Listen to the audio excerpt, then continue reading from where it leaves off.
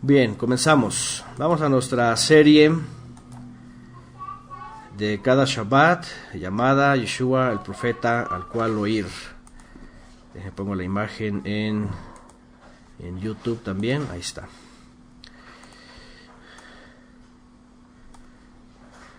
Bueno, vamos a la clase el día de hoy. Están preguntando cómo se llama, cuál es el nombre de esta clase. No tienen el nombre todavía. Al final que terminamos yo tomo la parte esencial de lo que estudiamos y por eso las nombro y no siempre les pongo nombre anticipado, pregunta por ahí Lulu. Entonces al final ya cuando se suba ahí vamos a elegir las porciones más elementales para ello. Y por ahora vamos a continuar con esta serie y me va a ser Yohanan, a la buena nueva de Juan, lo cual vamos a comenzar hoy. ¿Okay?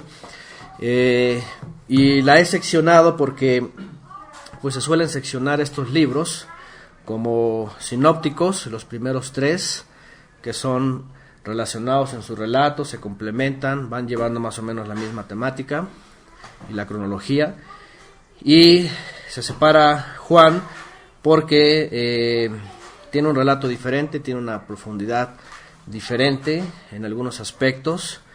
Revela otra información, especialmente respecto a la posición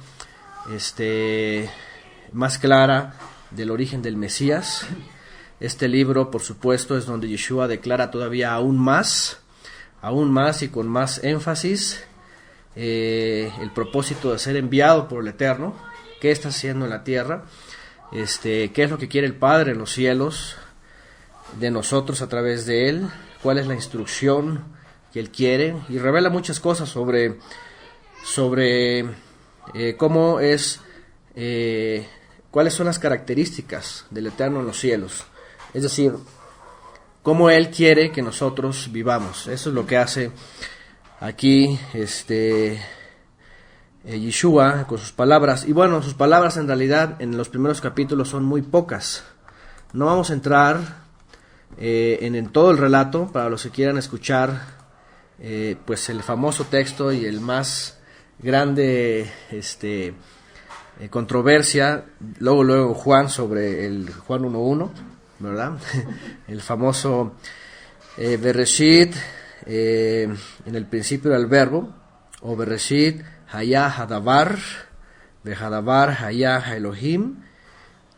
Que la davar o la palabra, traduce el griego el logos, estaba o existía, existía con Elohim, y ahí estaba con Elohim.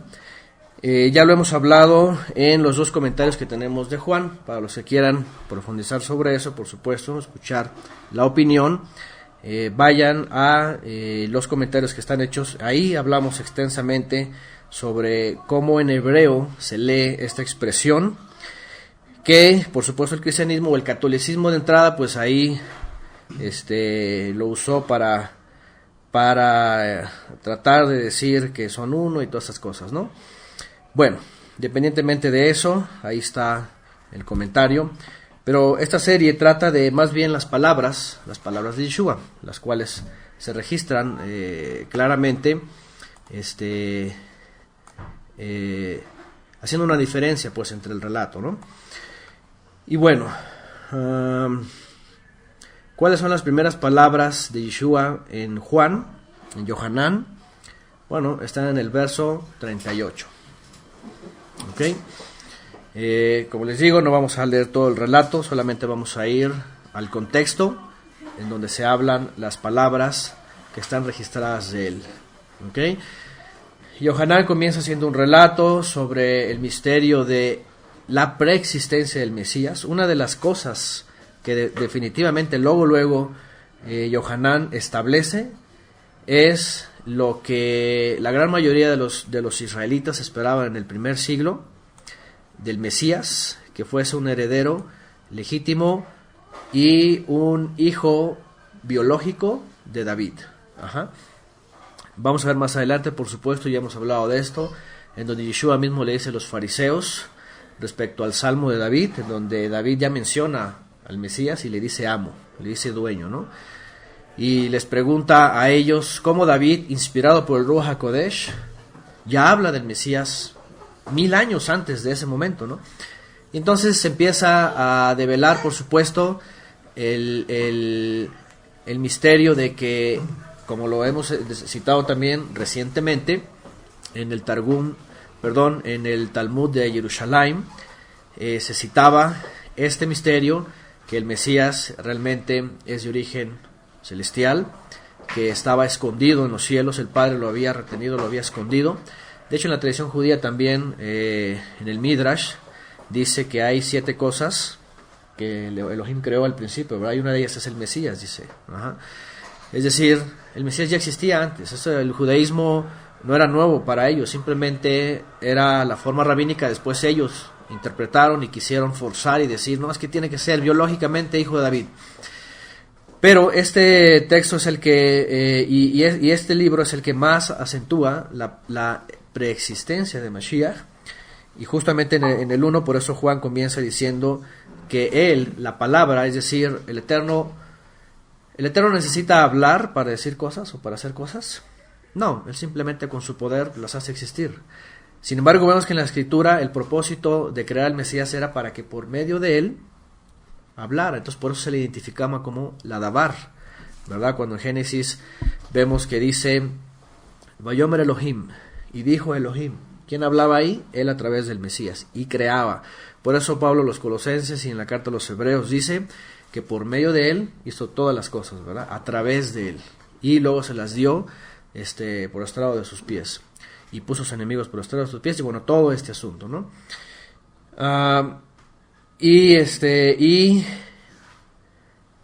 cuando va Juan a citar las palabras de Yeshua, pues bueno, el principio es muy resumido, ¿no? En los primeros capítulos se la pasa hablando de este misterio, la luz vino al mundo, nadie ha visto al Padre, Juan aquí lo menciona, Mashiach lo ha venido a dar a conocer, todo este asunto, ¿no? Después Yohanan comienza con el misterio sobre la revelación que tuvo Abraham cuando iba a sacrificar a Isaac, y se le aparece el mensajero de Elohim también y le dice sobre el cordero y su hijo. Todo eso dice que Abraham vio el día de Mashiach. Entonces Yohanan también nos muestra aquí cómo se le reveló a él que Yeshua iba a venir a hacer ese papel, ¿no? Cuando dice Zeha Elohim, Hiné Zeha Elohim, he aquí el cordero de Elohim. Eso también Yohanan lo menciona aquí.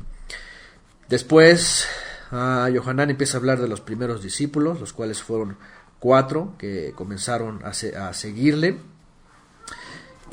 Pero justamente ahí es cuando va a hablar por primera vez. Yohanan registra las primeras palabras de Mashiach. Y esos son en el verso 38. Vamos a leer desde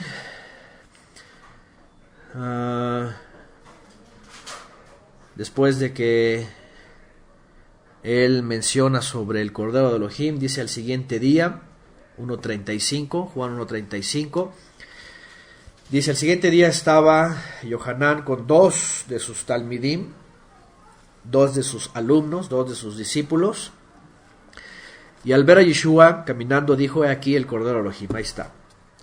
Y sus 2 discípulos escucharon cuando hablaba y fueron en pos de Yeshua. Fueron y siguieron a Yeshua. Volviéndose Yeshua y viendo que venían en pos de él, les preguntó, ¿qué buscan? ¿Qué buscan? No sé cómo vienen sus versiones. ¿Cómo viene ahí? Igual. ¿Qué buscáis? ¿Qué es lo que buscan? ¿Se acuerdan que una vez algunos discípulos le quisieron seguir? ¿Y qué les dijo él? Las razoras tienen sus guaridas, ¿verdad? Pero el Hijo del Hombre dice no tiene lugar en donde recostar su cabeza, ¿no? Cuando Yeshua pregunta esto, no lo hace obviamente de forma de buscar pleito, así como ¿qué andas buscando? ¿No? ¿Qué quieres? Así como, sino más bien es una forma también de poder enseñarnos que cuando nos acercamos al Mesías, cuáles son nuestras intenciones, ¿no? Lamentablemente hemos hablado que hay muchas corrientes religiosas que han presentado el Mesías de diferentes formas y han transferido pues ahora sí que necesidades a las personas para que acerquen al Mesías, ahora sí que según sus necesidades, ¿verdad? Según lo que ellos en ese momento tienen necesidad, ¿cómo podríamos decir? Y que no necesariamente lo hacen espiritualmente, ¿no? Es decir, por ejemplo, hay movimientos en donde presentan al Mesías como un benefactor, nada más, ¿verdad? Como un benefactor de aquellos que están pasando por una crisis económica, ¿verdad? Y entonces, ya saben esos lugares, ¿no? En donde les dicen, para de sufrir, ¿verdad? Deja de sufrir, ya no pienses más sufrimiento, ahora ven a gozar, ven a la prosperidad, ven a lo bonito, ven a dejar ya, se acabaron todos tus problemas, como dicen aquí, la solución de tus problemas es Jesús, dicen ellos, ¿no? Y vemos en la escritura todo lo contrario, ¿no? Dice, sígueme y vas a ver cómo te va a ir. Eso dice Yeshua, básicamente, ¿no? En una expresión coloquial dice, sígueme y vas a ver cómo te va a ir. Entonces esa expresión nos enseña, en las palabras de Yeshua, que para acercarnos al Mesías no es con una mentalidad egoísta, podríamos decir, personal, nada más por mis intereses, sino que vemos que cuando Yeshua se dirige de esta forma, lo que está haciendo es tratando de conocer, porque al final después dice que él conocía, dice, en un momento dice que él conoció a los hombres, ¿se acuerdan? Cuando murmuraban y los fariseos y todo este asunto, dice que él llegó a conocer a los hombres, es decir, la forma, la mentalidad, y es que la humanidad caía, así somos, hipócritas, la verdad es que somos de doble naturaleza, de doble cara, y hasta que nos sinceramos y decimos, bueno, tenemos que presentarnos delante de como somos, con transparencia, entonces entendemos nuestros intereses verdaderos. Y entonces el Mesías también nos hace ver que Él tiene el discernimiento de conocer lo que hay más adentro de nuestro corazón. De tal manera que cuando nos acercamos con esta expresión, ¿qué es lo que buscáis? ¿Verdad? ¿Qué es lo que buscáis? ¿Qué es lo que buscas? ¿Qué es lo que estás buscando? Podemos entender que rápidamente a sus discípulos lo primero que hacía es que ellos mismos también se dieran cuenta de cuáles eran sus intenciones para acercarse. ¿Okay? ¿Qué es lo que hace hoy un líder regularmente carismático? Cuando acercan a la gente y les traen gente, ¿qué es lo que hace? No, bienvenidos, vengan y miren, ¿no? No les dice, a ver, ¿qué es lo que buscan? ¿Qué es lo que necesitan? A ver, ¿por qué se acercan? No, ¿por qué? Porque si vienen esas preguntas, ya esta pregunta ya básicamente es una forma no amigable, sino decir, no es amigable, sino es una forma de decir, a ver, voy a mostrarme de adentro cuál es mi interés de acercarme. Entonces, así es como dicen aquí, ¿no? Pasen, vean, eso es endulzar el oído. Luego, una palmadita, mira, bienvenido, ven, pásale, mira, está bien aquí, vamos a... Te va a ir muy bien, y la prosperidad y todo eso. Pero, ahí es donde Yeshua, en esta sola expresión, ¿qué es lo que buscáis?, nos enseña que cuando hablaba a sus discípulos y a todos los que llamaba, podía él discernir qué había en sus corazones, ¿no? Y bueno, dice, aquí no viene lo que viene en otros evangelios donde dice, vengan y vean, el Hijo del Hombre no tiene hogar, no tiene lugar, pero obviamente cuando le empiezan a seguir, se empiezan a dar cuenta, ¿verdad?, de que seguirle obviamente no obedece a intereses propios, sino a los intereses del Padre, porque ni siquiera a los intereses del Mesías servían. Otra vez, ¿qué quieren los líderes de hoy día? cuando la gente se acerca y Él les dice bienvenidos, que se agreguen a los proyectos de Él. Ajá. No a los proyectos del Eterno, sino a los proyectos de ellos, sus estructuras y todo lo que ellos hacen, ¿no? Y toda su agenda. Bienvenida, Anita, ya le di la bienvenida. Buenos días, viene Anita Escobar, ahí está. Ana Escobar ya está por acá. Entonces, eso es lo que hacen, ¿no? Y ¿qué es lo que hace el Mesías? Ok, ¿quieres venir? Órale, ¿verdad? Fíjate cómo está el asunto, ¿verdad? Es lo que dice el Mashiach. Fíjate cómo está el asunto, ¿verdad? No es nada más, ya llegué y gracias, sino, ok, ya llegaste y empieza a caminar. Y vamos a caminar, y no se trata de caminar cómodamente, sino más bien se trata de seguir las pisadas del Mesías, como lo dijo Yeshua él después. El que quiera seguirme, dice, niéguese a sí mismo, ¿verdad? Es decir, el que quiera seguirme no está pensando en sus intereses, sino que más bien se va a negar a su vida y entonces va a seguir el propósito del Padre. Y eso es lo que iba a ir, el propósito del Padre. Entonces aquí nada más Yeshua dice...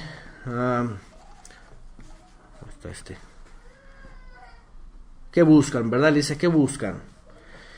Y ellos le dijeron, maestro o rabí, ¿dónde vives? Y respondió, vengan y verán. ¿Okay? Y ahí ellos fueron, vieron dónde vivía y permanecieron con él aquel día, porque eran como las 4 de la tarde. Y uno de los que escucharon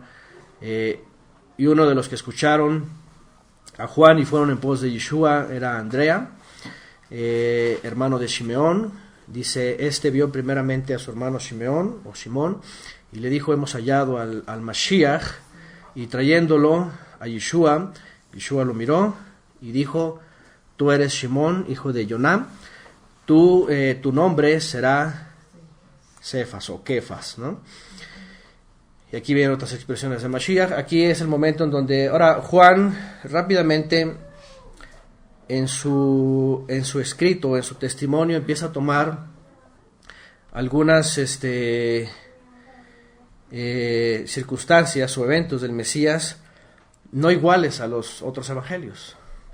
¿Qué pasa en los otros evangelios? ¿Se acuerdan? Bueno, se habla del nacimiento, se habla de cuando el Mesías comienza. Aquí Yohanan, por ejemplo, nos cita qué es lo que falta aquí rápidamente después de que él pasa la Tevilá.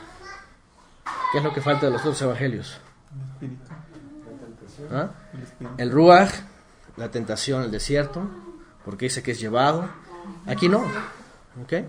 Es muy interesante porque Juan no registra esto. Ahora, y también, ahorita que vayamos más adelante, Juan, después de las famosas bodas de Caná, rápidamente se va a la purificación del templo en el momento de Pesaj, días antes de Pesaj, cuando él muere.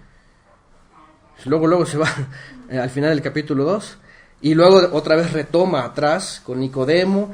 Entonces, cuando hablamos el comentario de Juan, hablamos de estas formas que él va registrando, como aparentemente ponerle importancia a algunos aspectos y extenderse en otros detalles, ¿no? Como por ejemplo el famoso diálogo con la samaritana que vamos a ver en el capítulo 4. Ese nada más está aquí, es exclusivo de Juan.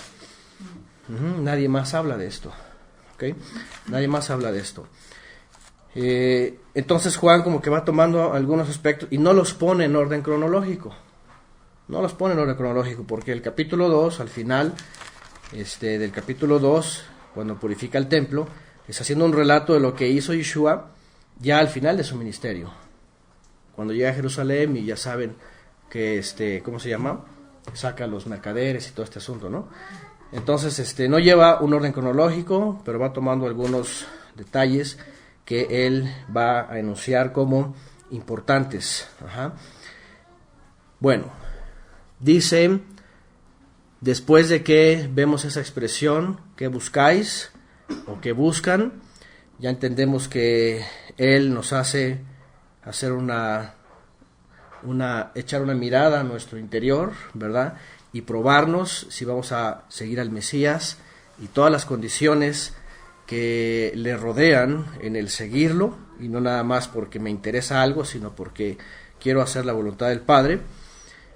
Después vemos cuando vuelve a mencionar y está tomando a sus discípulos, viene Shimón, ¿verdad? Y le dice, tú eres Shimón, hijo de Jonam, tu nombre será Kefas. Ajá. Pedro, viene la traducción, ¿no? Y no me acuerdo si ayer hablábamos un poquito de esto, no me acuerdo en qué conversación estuvimos hablando de los nombres, ¿no? Porque dentro del contexto judío y del pueblo de Israel, por supuesto, en toda la historia, vemos esta característica de los cambios de nombre.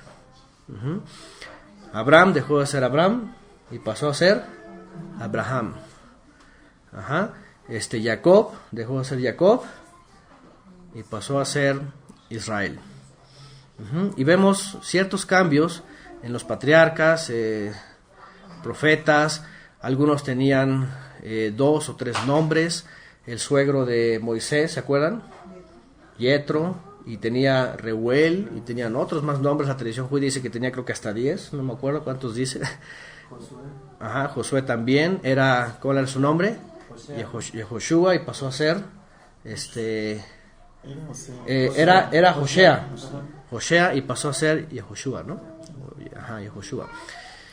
Entonces vemos algo, y aquí es donde nacen algunos grupos también, que recibido un creyente, luego le cambian el nombre, ¿no? Y ya empiezan ahí con el nombre, y así como que si fuese algo, una regla general. Ahora, por otro lado, no vemos cambiadera de nombres por todos lados.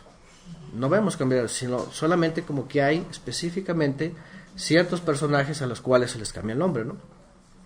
En este caso, Yeshua no renombró a todos, pero sí renombró a algunos, ¿no? Incluso a algunos les llamó hijos del trueno, ¿no? ¿Se acuerdan? Con una expresión, y es como un apodo casi, ¿no? O sea, yo no sé, la mayoría estamos en contra de los apodos, ¿no? Pero entre ellos era algo coloquial, ¿no? Y era una expresión a raíz de su carácter, ¿no? Dice que era a raíz de su carácter. Pero bueno, a él, Shimón, le llama Kefas, ¿ok? Que significa ¿qué? Piedra, ¿verdad? Piedra. Petros, después le ponen, ¿verdad? La traducción, ¿qué es? Latina y griega, ¿no? Latina y griega. Ya luego viene el famoso Pedro, ¿no? En nuestro lenguaje. Pero vemos aquí que Yeshua también discierne cierto propósito, también entre ellos, ¿no? Es Pedro, es Kefa, el que después escribe que todos somos como piedras vivas, ¿verdad? ¿Se acuerdan? Como piedras vivas que empiezan a sumarse para construir un edificio, ¿no?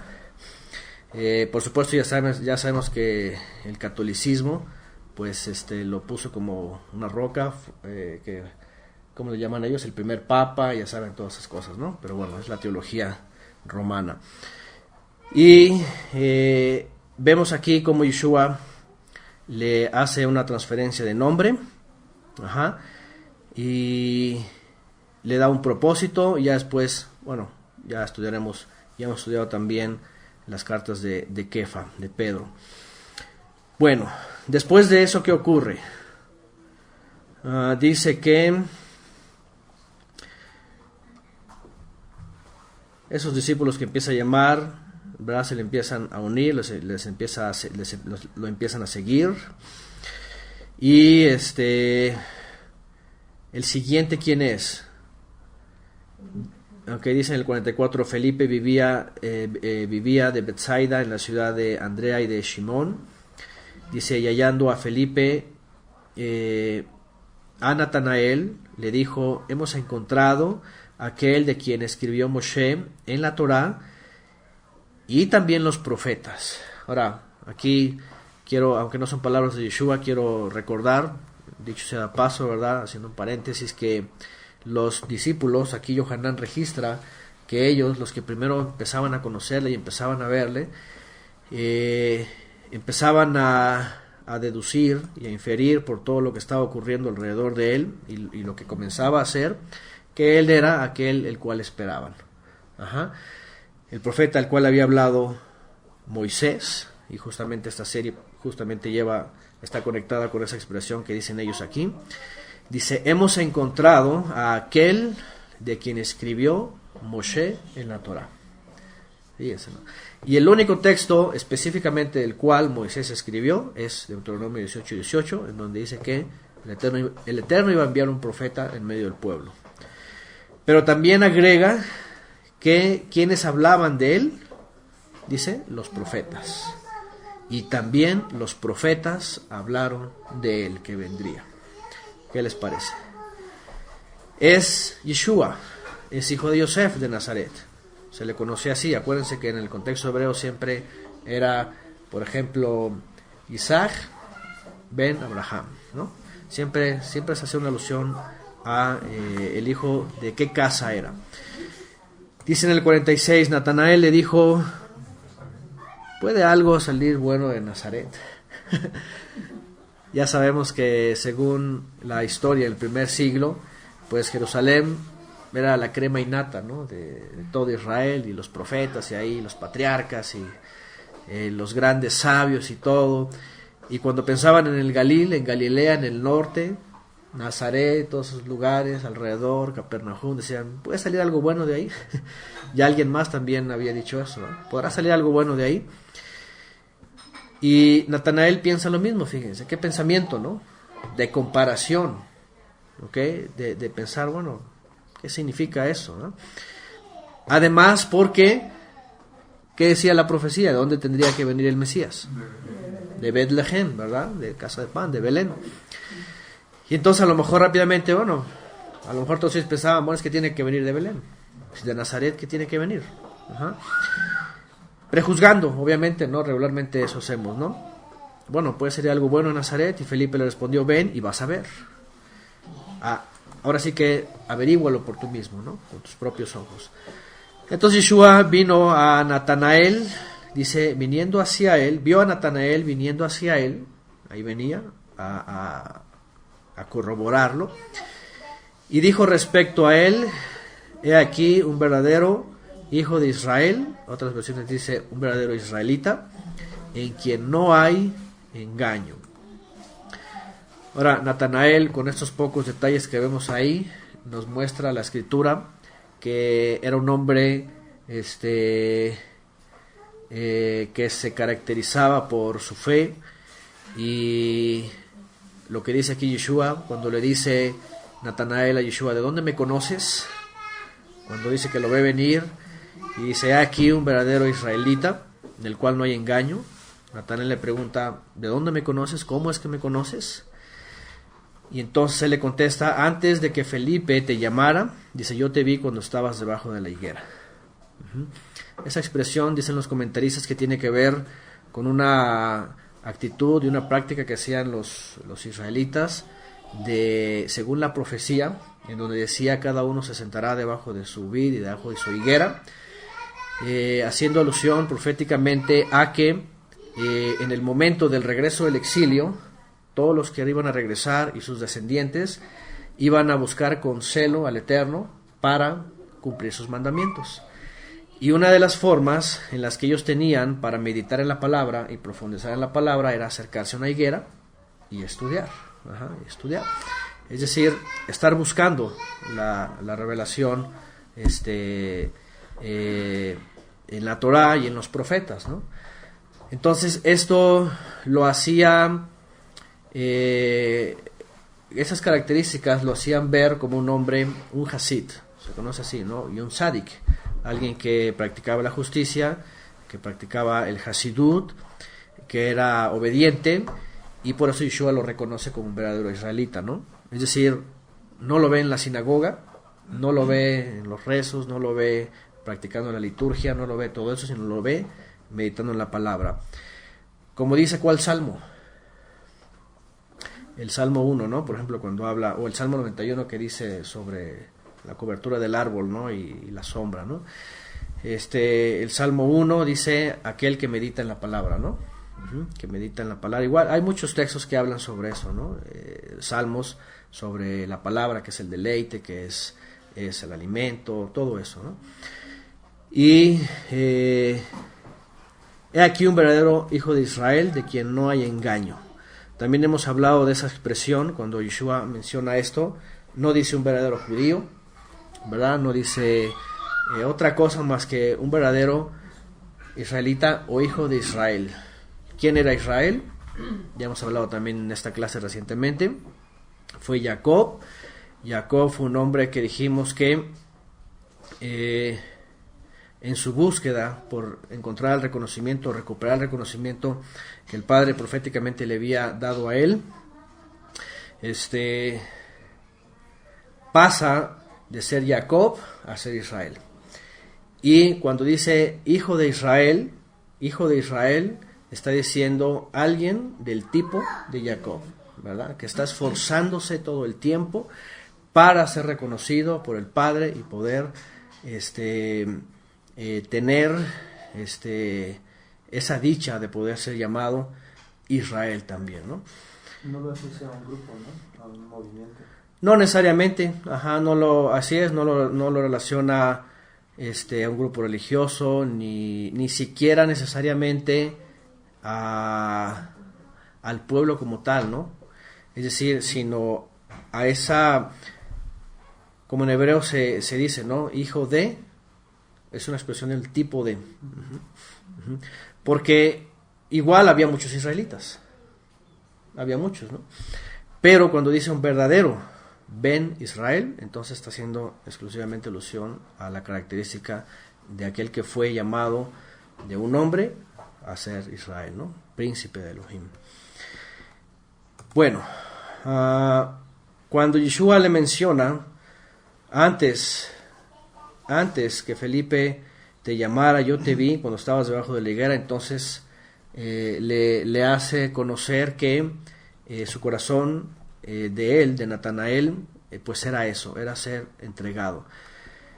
Dice en el 49, Natanael le contestó y dijo, maestro, y fíjense, con estas revelaciones y con esta expresión, Natanael le dice, Rabí, ¿tú eres quién? El hijo de Elohim. Tú eres el hijo de Elohim. ¿Tú eres qué? El rey de Israel. Fíjense nada más. Habría que preguntar, ahora sí que a las memorias de Natanael, en el primer siglo debajo de esa higuera, ¿qué texto estaría leyendo de la Torá y de los profetas? Imagínense qué texto estaba leyendo y estaba preguntando sobre el Mesías, sobre el enviado, sobre el hijo de Elohim, sobre el rey de Israel. Porque seguramente tiene una conexión. No, yo te vi, y ya nada más de pronto tú eres el hijo de Elohim, el rey de Israel. Seguramente estaba profundizando en un texto donde decía, muéstrame al hijo de Elohim, al rey de Israel. ¿Quién será? ¿Cómo será? ¿Cómo aparecerá? De tal manera que cuando lo ve y así viene con cierta, a ver, pues tú voy a verlo. Y entonces habla y le dice esto. Yo te vi cuando estabas debajo de la higuera, quiere decir, estabas profundizando y estabas buscando una respuesta. Es como esas veces que estamos igual, ¿verdad? Sí, dame una respuesta, vamos a la escritura y viene la revelación. Porque la expresión para decir hijo de Elohim y rey de Israel, pues no es cualquier cosa. No nomás porque, adivinaste que estaba abajo de la higuera, no adivinó, ¿verdad? Sino más bien supo lo que estaba haciendo debajo de la higuera y entonces entendió quién era él. Es decir, este era un hombre que no solamente se sentaba a leer y a meditar, sino a profundizar en la escritura y a buscar las respuestas de una forma espiritual, por supuesto en el sentido de poder entender la revelación de quién era el Mesías, de cómo iba a aparecer, y que cuando escucha el Mesías, entonces sabe que el Padre le ha reconocido. Es como aquel hombre que viene en Lucas, ¿se acuerdan? Que conoce a Yeshua de bebé, ¿se acuerdan? Shimón, mi esposa acaba de hablar de él en su clase pasada. Era un hombre grande, ya anciano, y que oró al Eterno respecto al Mesías, que lo mostrara antes de morir, ¿verdad? Y él estaba en el templo también y era un sádic. Dice la escritura que ellos eran gente piadosa, y de pronto Cuando llega el momento y ve el Mesías que sube Miriam con Yosef y todo eso y lo toma, dice, ahora sí, dice, Señor, dice, despide a tu siervo. Lo mismo, Natanael, la misma experiencia. La profetisa también, ¿verdad? ¿Cómo se llama? Hannah. Lo mismo, ¿verdad? Es decir, momentos exclusivos en donde el Creador puede dar la respuesta, y cuando ven al Mesías y cuando lo presencian, o sea, no hay otra forma más que decir, esta es una... Igual como Pedro, ¿no? Cuando responde, tú eres el Mesías, el Hijo del Altísimo, ¿qué le dice Yeshua? No te lo reveló carne y sangre, sino mi Padre que está en los cielos. Esos momentos son los momentos especiales que cuando los vivimos decimos, qué maravilla. O sea, cuando estamos buscando al Creador y nos da la respuesta en la misma escritura, decimos, qué fabuloso, qué maravilla. Por eso es de que Él dice, tú eres hijo de Elohim. Y es una declaración que todo judío, todo israelita, no le podría extrañar. Es decir, esa no es una herejía. Para los fariseos fue una herejía porque pues ellos esperaban otra cosa, ¿no? Una blasfemia. Pero era muy común, ellos sabían que Elohim, por los antiguos, ¿verdad?, había designado de sí mismo a alguien que iba a tomar un lugar de él abajo para hacerle conocer y poder conocerlo, y que iba a hacer que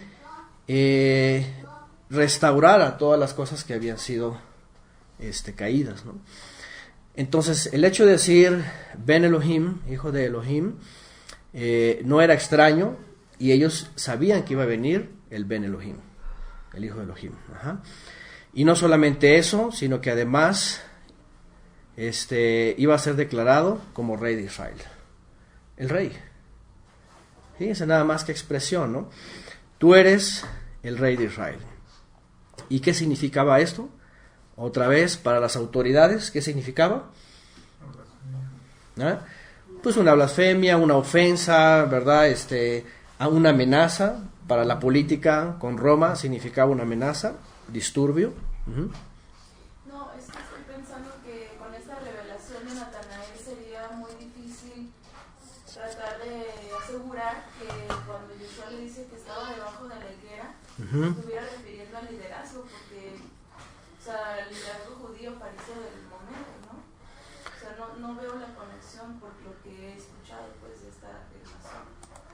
¿La corrección exactamente de qué? De que algunos han dicho, cuando Yeshua le dice que estaba debajo de la higuera, ajá, que se refiere a que estaba bajo el sometimiento del fariseo. Ok. Pero no puede ser debido a esta revelación. Sí, no, exactamente, sí, sabemos que la higuera representaba eso, ¿no? El liderazgo, en el primer siglo, ajá. Y como que si esta alusión, sí, porque algunos creen que está la higuera, que ya estoy sometido al liderazgo, ¿no? A la higuera. Pero no, más bien esto era algo común. Cualquier israelita hacía esto, ¿no?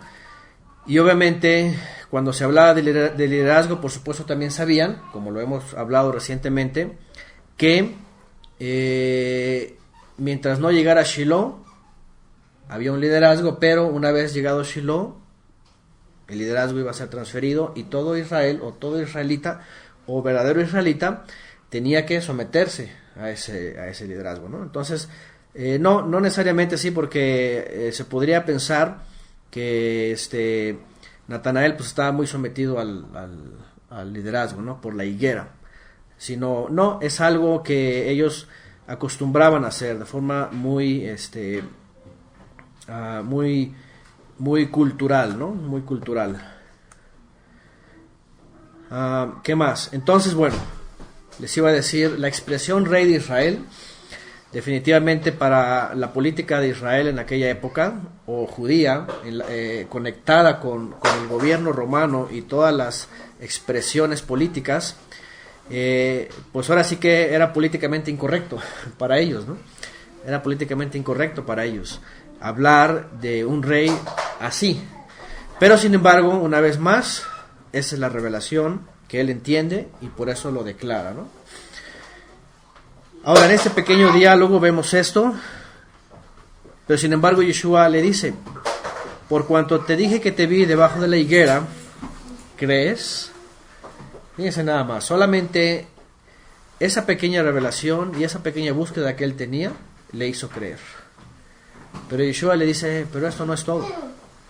Esto no es todo, ¿verdad? Él le dice, solamente por eso creíste. Y luego le dice, cosas mayores que estas vas a ver. Cosas mayores que estas verás. Y le dijo, de cierto les digo, que de ahora en adelante verán el cielo abierto. El cielo abierto. ¿Qué se refiere el cielo abierto? Y dice, y los malahim de Elohim ascendiendo y descendiendo hacia el Hijo del Hombre. No podemos pensar que se abre un portal, obviamente, ¿verdad? En el cielo. ¿Qué significará el cielo abierto? ¿Qué es el cielo? Shamaim, ¿qué es Shamaim? Lo sublime, ¿verdad? Donde está el Padre. ¿Qué será abrir el Shamaim del Padre? Dicen por aquí, otra dimensión, otra realidad, el reino bajando, atrae la presencia. Esto no es otra expresión más que de ahora en adelante verán el poder de Elohim y su, como se traduce misericordia, su favor, el favor de él, ¿verdad? Que ha tenido, y además manifestándolo con poder. Dicen por acá, reinar a través de nosotros, que se abre el acceso al Padre, sí, exactamente. Tener acceso al Padre, morada de Elohim descansando, ¿ok?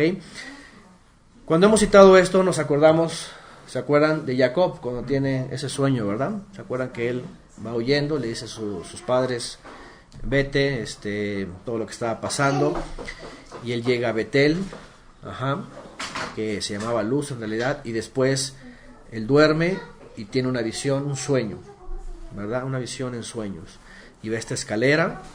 Dice que ve el trono de Elohim y lo ve entronado. Es de los textos que hemos hablado antes, ¿no? Ahora, qué interesante, porque la escritura dice que nadie le ha visto, nadie le puede ver.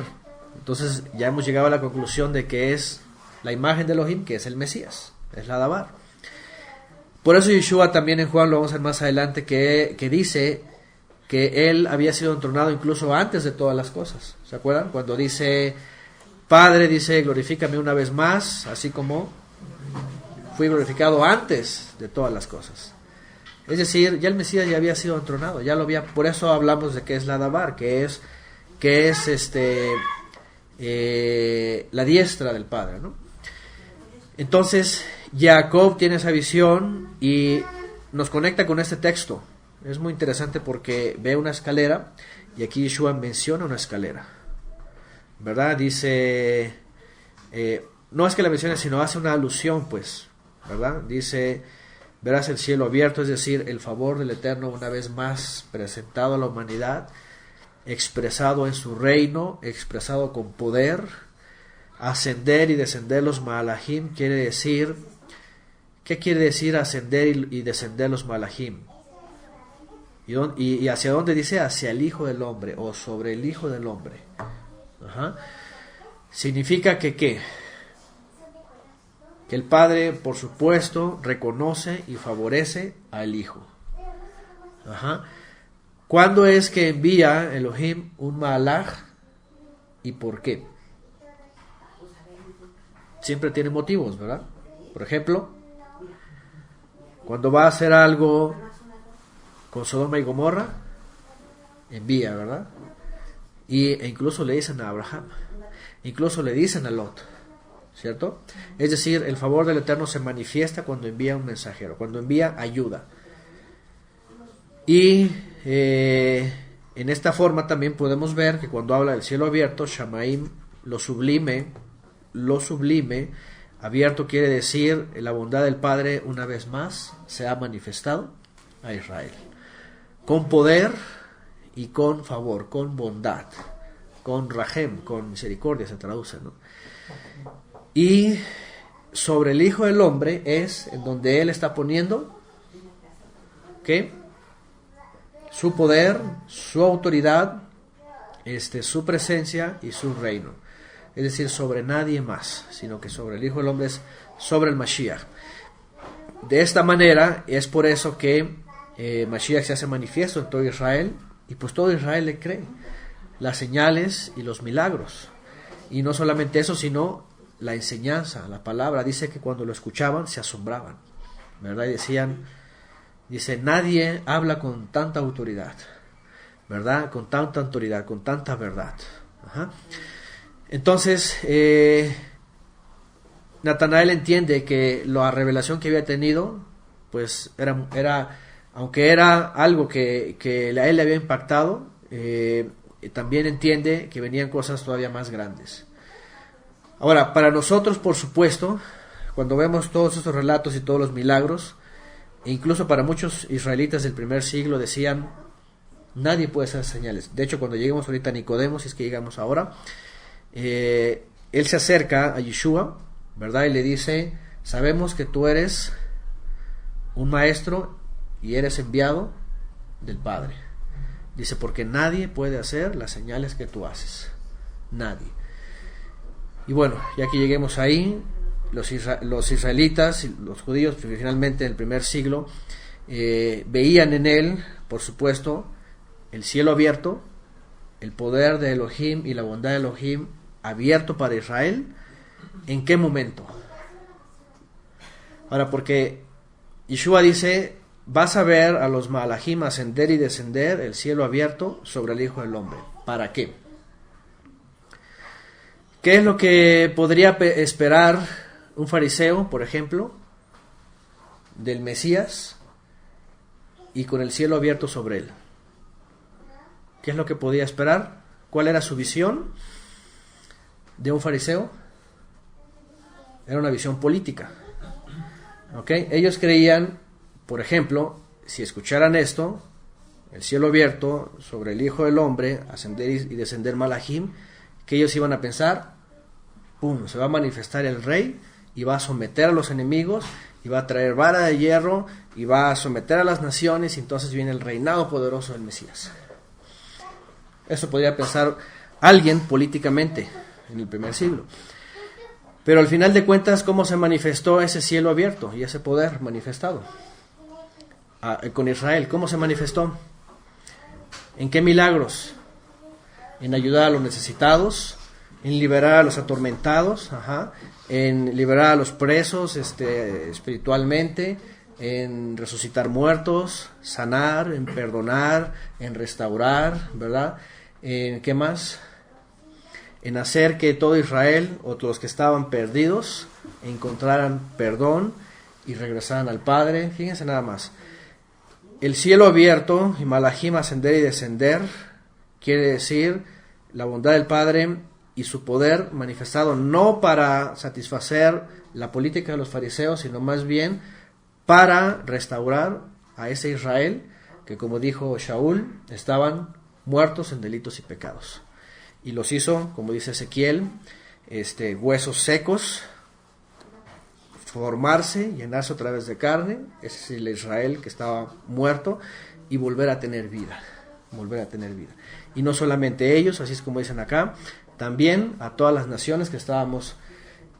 Es más, con la venida del Mesías hasta ahora, nosotros somos beneficiados. Porque, ¿qué pasaría si el cielo estuviera cerrado? No tuviéramos esperanza, no fuéramos escuchados por el Eterno, no hubiera un intercesor, no pudiéramos tener acceso a Él, estuviéramos perdidos. Pero con la venida del Mesías, Él abrió el cielo. Y es otra expresión que él la demuestra cuando muere Yeshua. ¿Se acuerdan que el velo del templo se rasga de arriba para abajo? Es decir, lo hace el Padre de arriba para abajo, quiere decir, se ha abierto. Y eso es, la bondad del Padre se ha mostrado otra vez, no solamente a Israel, sino a toda la humanidad. Entonces, desde entonces, el Mesías abrió el cielo para que hasta nosotros pudiéramos ser beneficiados. Porque si estuviera cerrado, la verdad es de que ya estuviéramos perdidos, o seguiríamos perdidos hasta el fin. Por eso también en la escritura dice en la antigüedad, buscar a Elohim mientras pueda ser hallado, ¿verdad? En tanto, ¿verdad?, podamos acceder a él, no encontrarlo. ¿Qué va a pasar cuando el Mesías regrese? Se acabó el tiempo, ¿verdad? Y es como el arca, ¿no? Se va a cerrar la puerta, la va a cerrar el Eterno, ya no va a haber forma, ¿no? Entonces, así es, Yeshua es esa escalera también, ¿verdad? Que nos hace acercarnos al Padre. Él es, aquí es donde entra también, porque el Brit Hadashah nos habla de que Él es un mediador, intercede, ¿verdad? Es una forma para llegar al Eterno. El judaísmo dice, no ocupamos ningún mediador, ¿verdad? Ellos dicen, no, podemos llegar directamente y todo eso. Pero la verdad es de que ellos acentúan esto porque obviamente los primeros discípulos, y Yeshua mismo lo dijo, que Él es el camino al Padre. Entonces, la verdad es de que esta expresión nos está diciendo definitivamente, cuando dice sobre el Hijo del Hombre, descendiendo hacia el Hijo del Hombre, el cielo abierto, entendemos también que el Padre le ha puesto a Él como medio para llegar a Él, ¿verdad? Es el camino. Por eso dice, yo soy el camino, la verdad y la vida, ¿no? Y bueno, ¿qué más sabemos de Natanael? De ahí en más, no viene en más detalles. Seguramente se hizo, por supuesto, discípulo de Yeshua, le siguió, todo. Pero esas palabras de Yeshua, trayéndolas a nuestro entorno, a nuestro contexto, las expresiones de los discípulos, también, por supuesto, que nos empiezan a aclarar muchas confusiones allá afuera sobre el Rey de Israel, que creen algunas doctrinas que Yeshua no ha tomado ese lugar. ¿Okay? Algunos lugares allá afuera dicen que Yeshua no es rey, ¿verdad? Que nada más vino como Bet Yosef, siervo sufriente y todo esto, y que necesita regresar para establecer el reino. Fíjense nada más, ¿verdad? Para establecer el reino. Cosa que, preguntan acá sobre el nombre de Natanael. Por cierto, el significado de su nombre vale mucho, ¿no? ¿Verdad? Que es regalo de Elohim, ¿verdad? Natanael es regalo de Elohim, ¿no? Que es Natán, tiene que ver con un regalo, un obsequio. Y hay doctrinas, que intentan, por supuesto basado en la tradición judía, remover las revelaciones que tuvieron los discípulos de Yeshua, los israelitas en el primer siglo,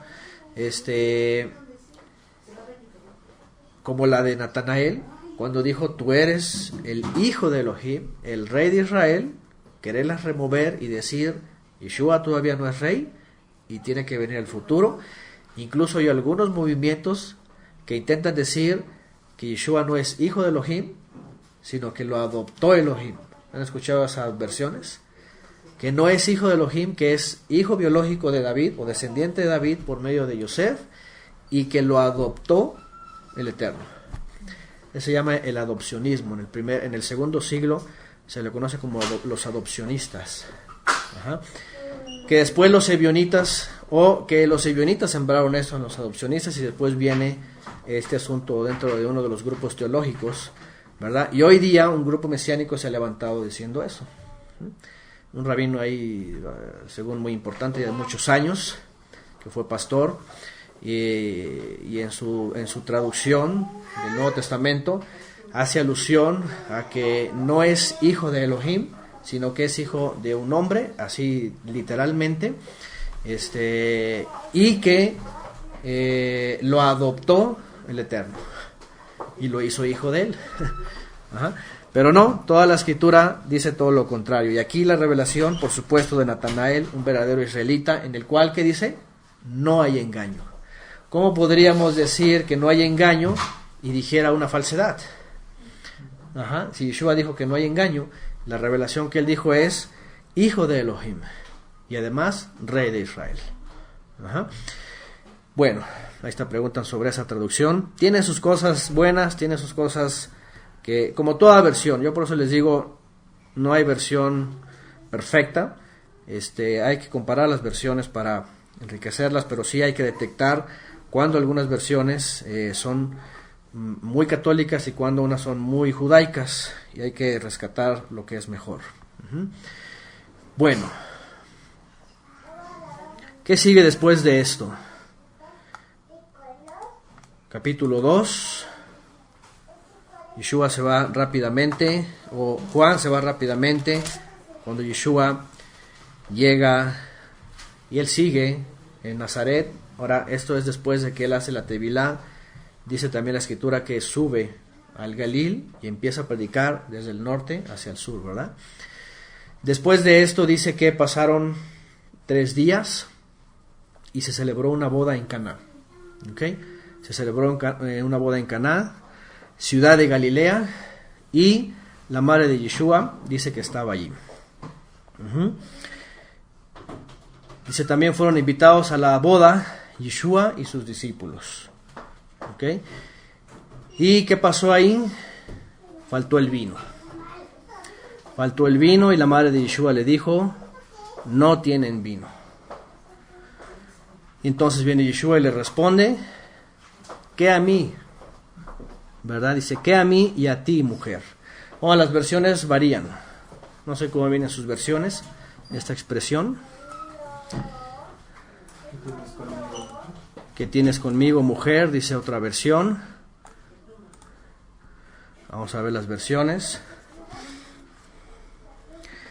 En esta, la Reina Valera dice, ¿qué tienes conmigo, mujer? Ajá. ¿Cómo dice ahí?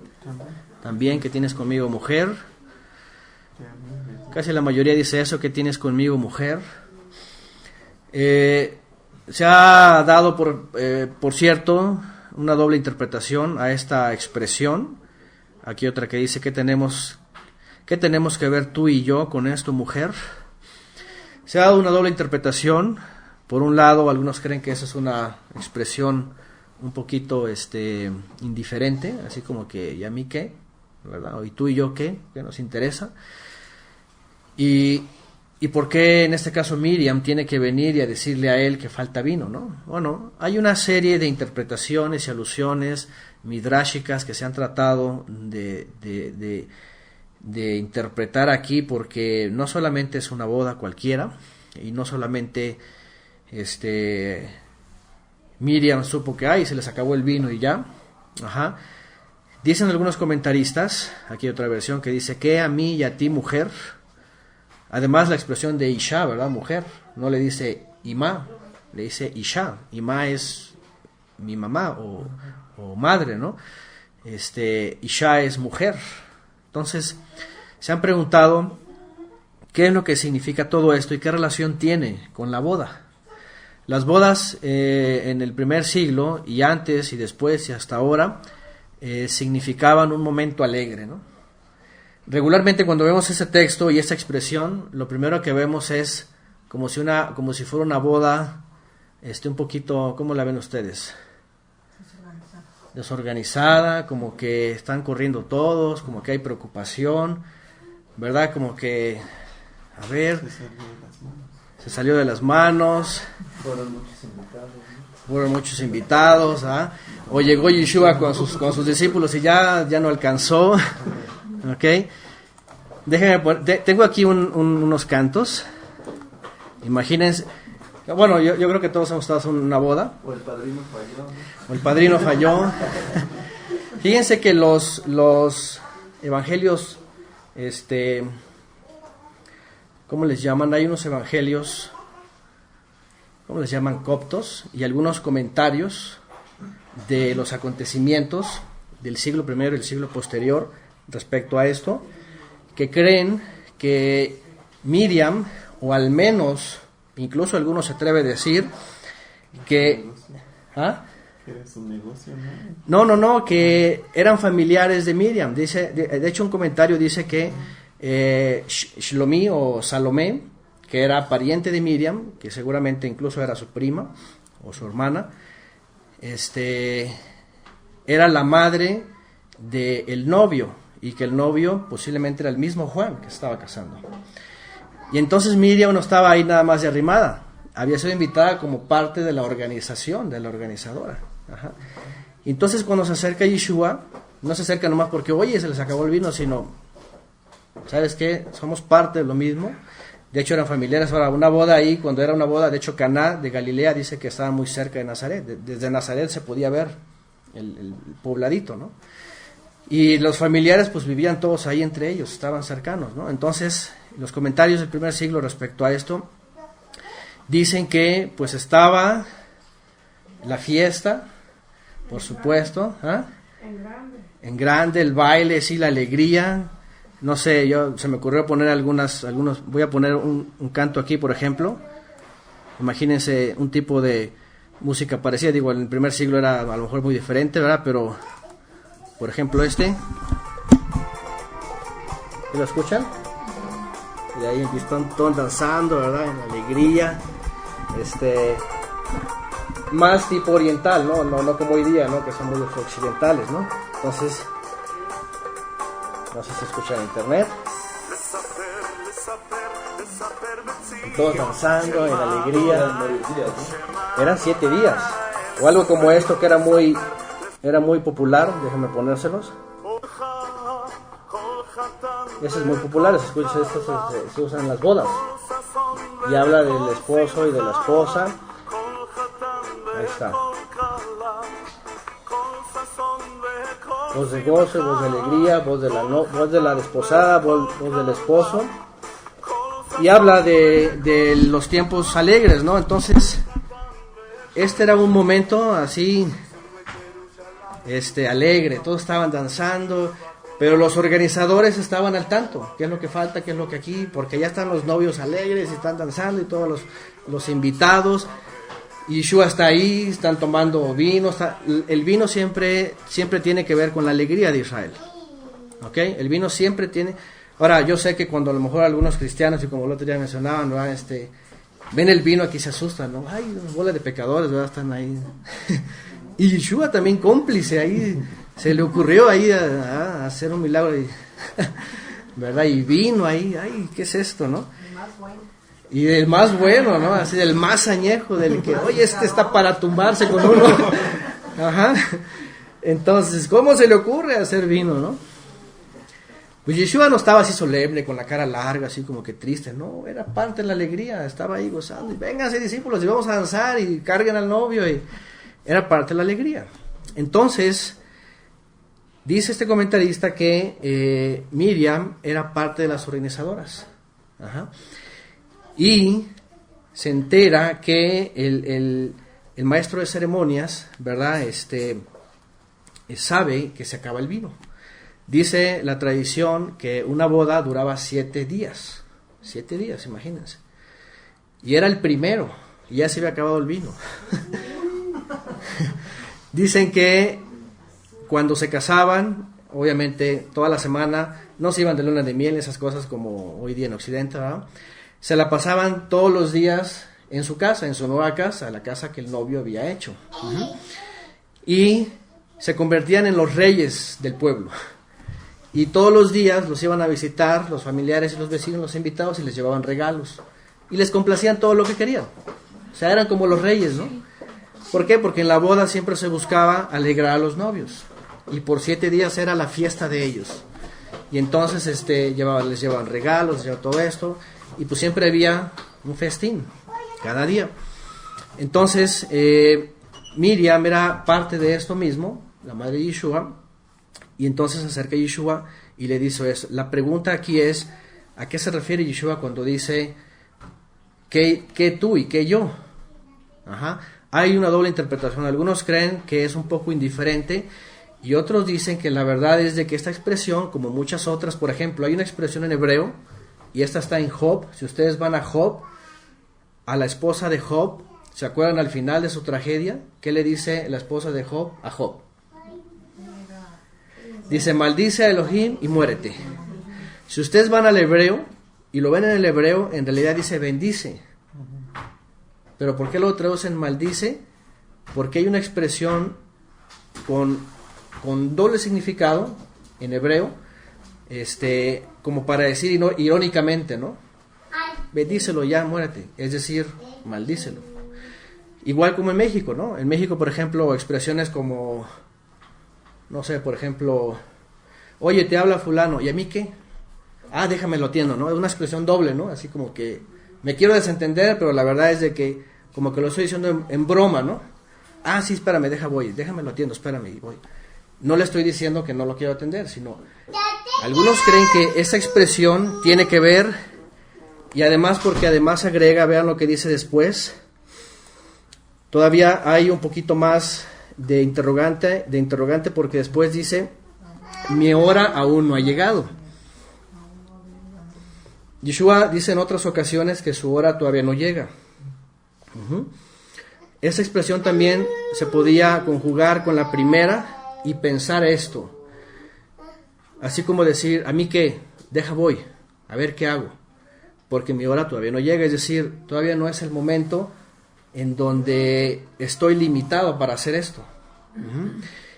Y voy a ver la solución, de tal manera que la misma expresión crea en Miriam confianza, de tal manera que le dice a sus discípulos, ok, vayan y hagan lo que él dice.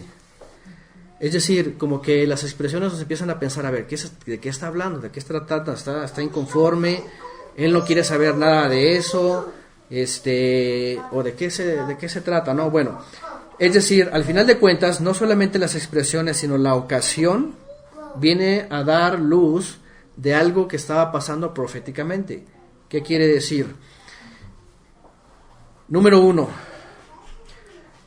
el vino se acabó y no era el mejor. Dice que el maestro de ceremonias vino y le dijo al novio, cuando Yeshua ya hace el milagro, dice, oye, todos lo que hacen primero es sacar el buen vino y al final dejan el feo, ya cuando están todos ya mareados, pues ya no se dan cuenta, ¿va? Pero tú has hecho todo lo contrario, dejaste el mejor vino para el final. ¿Cómo es esto? Bueno, de una forma midrashica entendemos que los 6 días, los 7 días de fiesta tenían que ser cubiertos, ¿verdad? Con la alegría de vino, pero iban a ser cubiertos con un mejor vino, ¿ok? Siempre está la alusión, el vino, la alegría, también tiene que ver con pacto.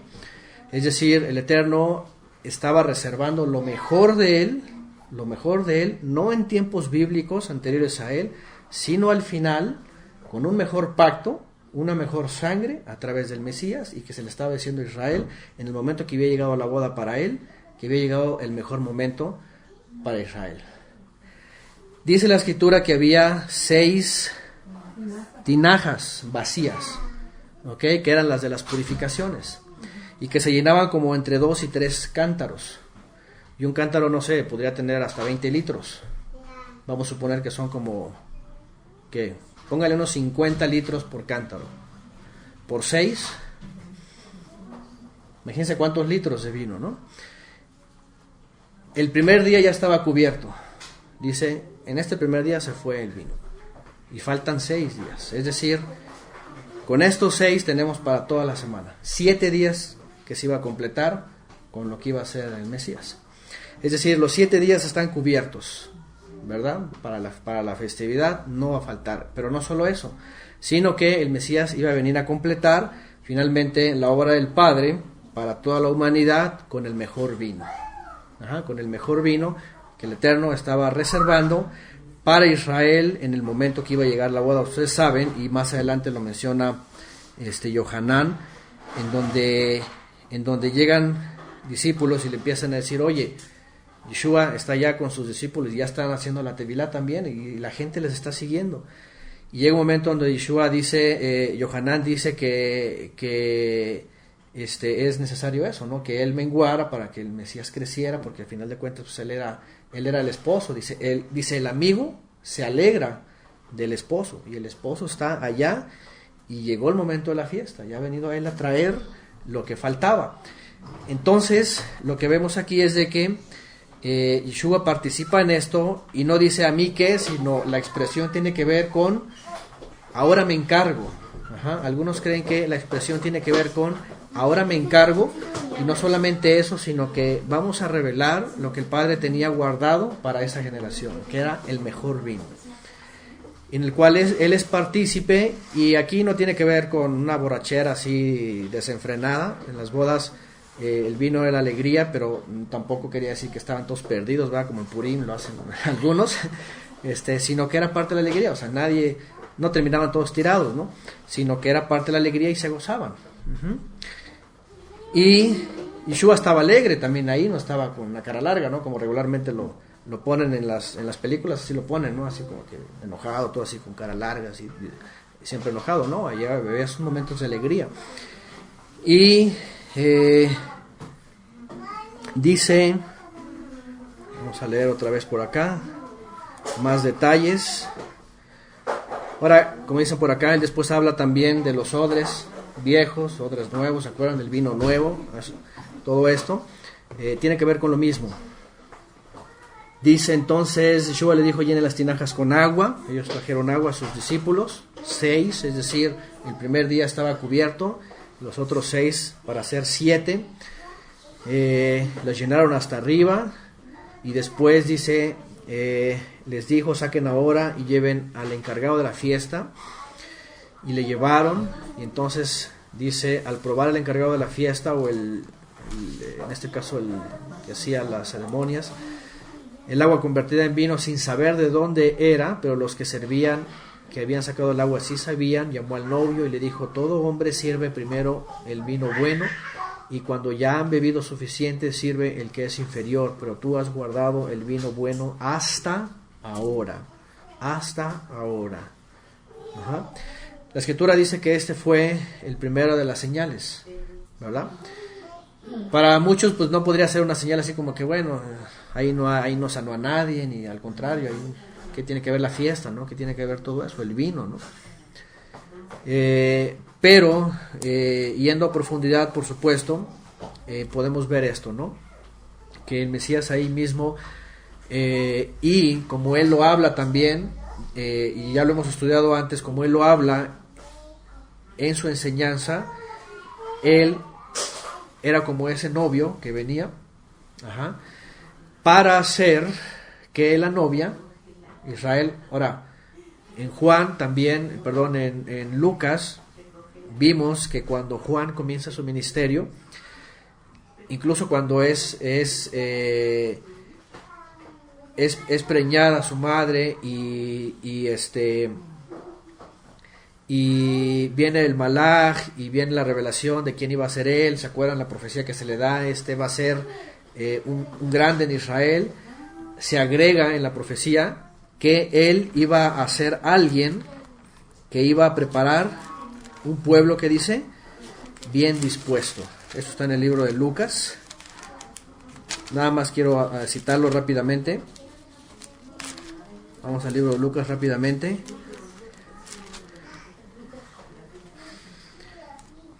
Esta profecía dice,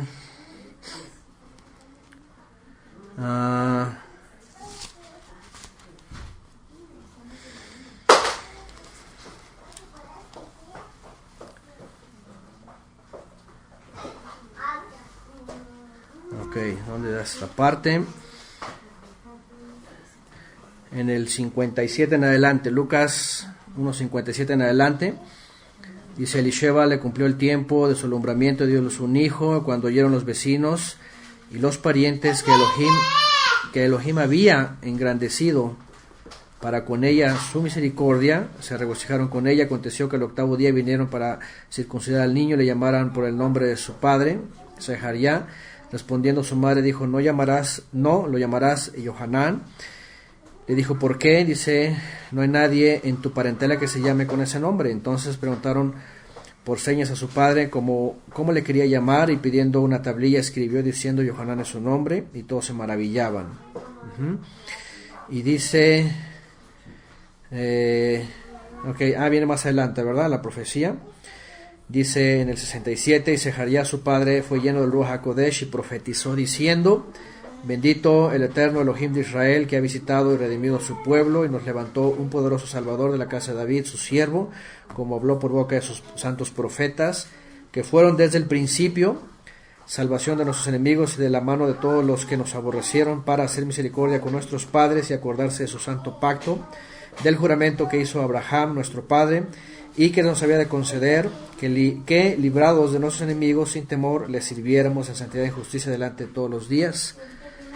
Y tú, niño, vean, y tú, niño profeta del Altísimo, ¿verdad? Lo que venía en Zacarías, serás llamado así, profeta del Altísimo, porque irás delante de la presencia del Señor para preparar sus caminos. Es decir, te vas a adelantar para preparar el camino cuando Él llegue, para dar conocimiento de salvación a su pueblo, para perdón de pecados, para la entrañable misericordia de nuestro Elohim. Esto es el cielo abierto, cuando el Mesías se manifiesta, con que nos visitó desde lo alto la aurora, para dar luz a los que habitan en tinieblas y en sombra de muerte, para encaminar nuestros pies por caminos de paz.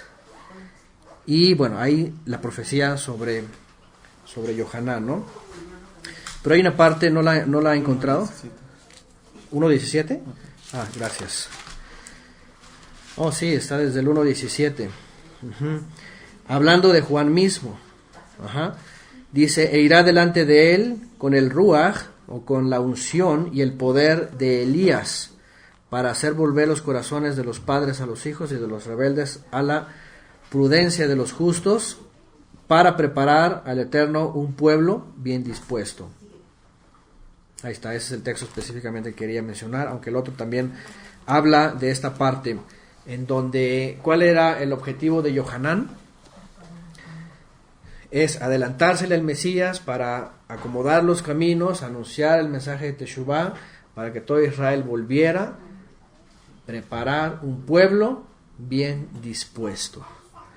Que al final de cuentas Yohanan dijo, yo soy un amigo de él, y yo necesito menguar. Yo agarré fama, pero este no es mi propósito. Mi propósito es anunciar, preparar el camino, preparar un pueblo bien dispuesto, porque viene el novio, viene el verdadero, viene el encargado. Por eso más adelante él dice, cuando vienen los fariseos, dice, ya os he dicho que yo no soy el Mesías.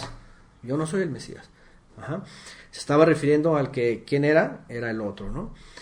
Es decir, Yeshua, de los dos que estaban en ese momento tomando fama, dice, yo tengo que menguar.